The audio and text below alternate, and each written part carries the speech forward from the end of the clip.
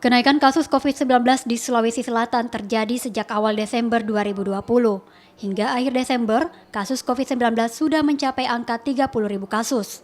Atas meningkatnya kasus COVID-19, wacana sekolah tatap muka pada awal tahun depan kemungkinan besar tak akan direalisasikan.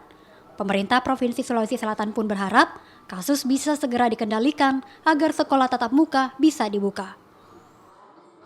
Pasca pilkada dan memasuki akhir tahun ini, ya tentu kita dikagetkan dengan angka positif COVID-19 yang terus meningkat, ya walaupun memang didominasi oleh OTG. Maka sejauh ini, memang dari pemerintah provinsi tentu akan memikirkan kembali mengenai rencana tersebut. Intinya, kita mengikuti perkembangan kasus COVID-19, mengingat pembukaan dan penutupan sekolah tatap muka itu berdasarkan pada tinggi rendahnya risiko penularan COVID-19.